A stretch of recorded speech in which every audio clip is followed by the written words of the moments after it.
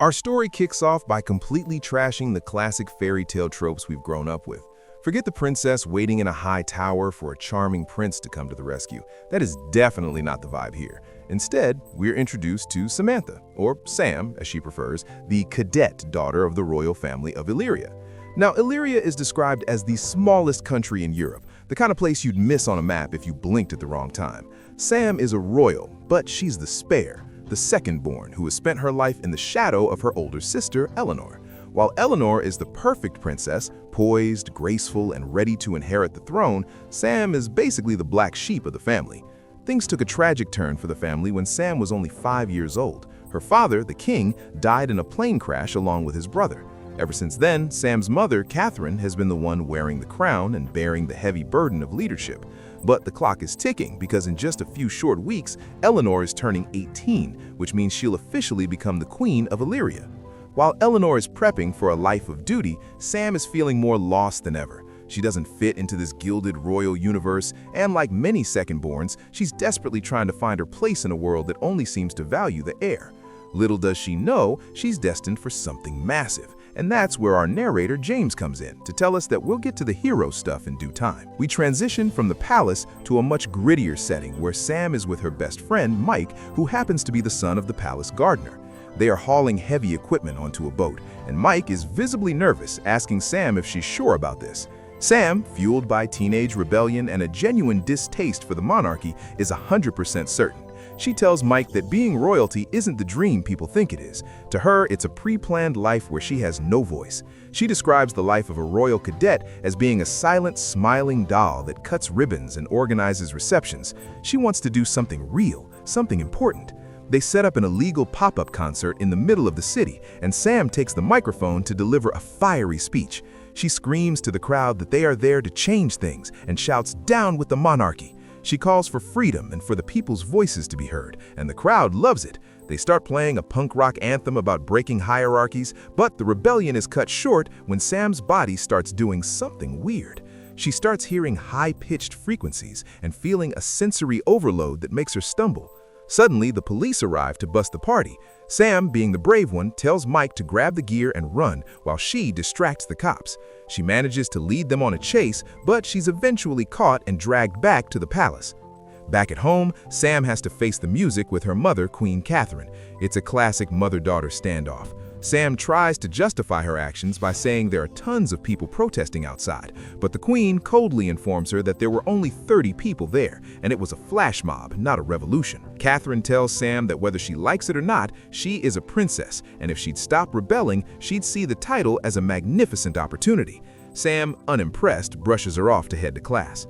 We then get a glimpse into Sam's social circle, which includes Roxana, another princess who is basically a professional influencer with 106 million followers. Roxana is vlogging about going to Haiti to help after a natural disaster, but it's clear she's only doing it for the likes. Sam, who actually knows the facts about the earthquake and hurricane that hit the area, calls her out for her superficiality. Roxana snaps back, pointing out that Sam has 0 friends, while Roxana has millions of digital ones. This exchange highlights Sam's isolation. She's too real for the royals and too royal for the real world. Meanwhile, the movie shifts to a high-security prison where the tension is through the roof. We learn about Level 4, which houses the world's most dangerous criminals. But then there's Level 5. The guards are terrified of the person kept there, known only as Detainee 34. He's so dangerous, he requires an entire floor to himself. Back in Illyria, Sam and Mike are trying to move on from their failed concert. Mike reveals he bought tickets for a band called Brumblebone to celebrate the end of the school year. Sam knows she's supposed to be on her best behavior, especially with Eleanor's coronation looming, but she can't resist. She attends a high society press event with her family, looking miserable in a fancy dress. Eleanor tries to be a sweet older sister, but Sam's resentment is bubbling over. She fakes a migraine to leave early to meet Mike at the club. However, at the club entrance, Sam's weird sensory flares happen again. She can see the minute movements of a bouncer's fingers on a keypad from across the street, allowing her to memorize the code and sneak inside.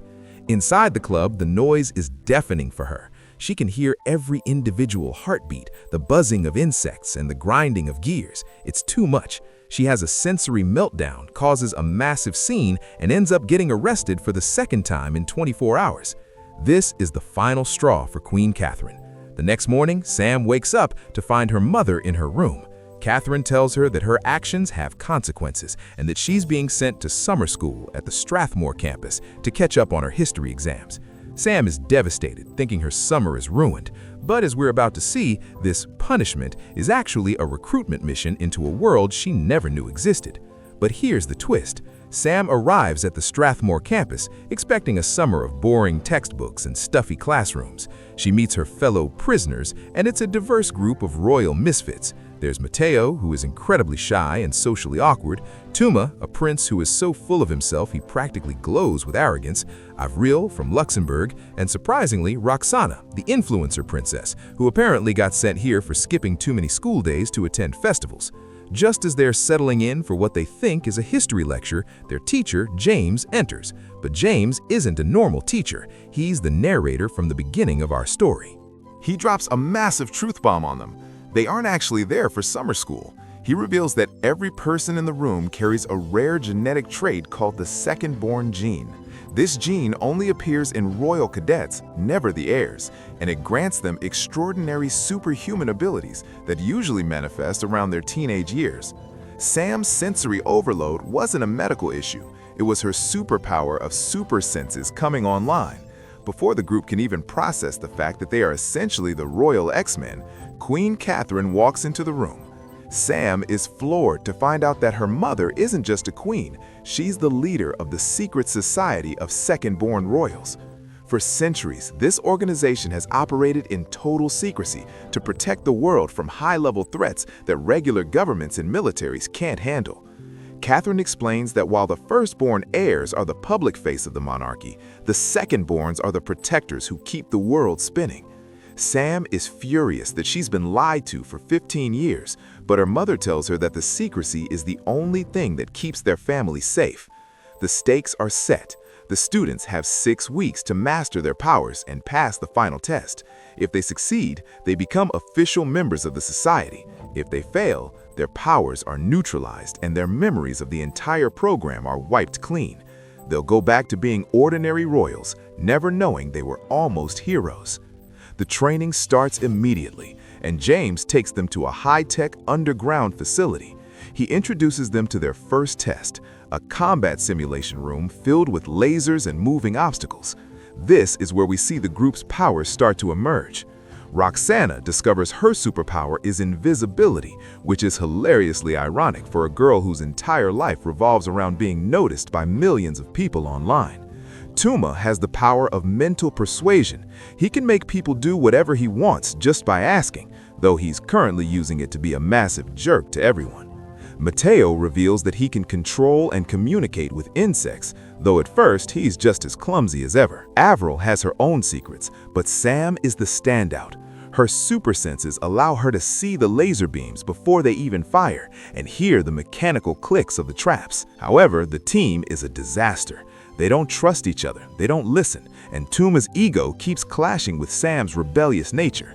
They fail the first exercise miserably, proving that having powers doesn't automatically make you a hero. While the kids are struggling with their training, the plot thickens back at the Level 5 prison.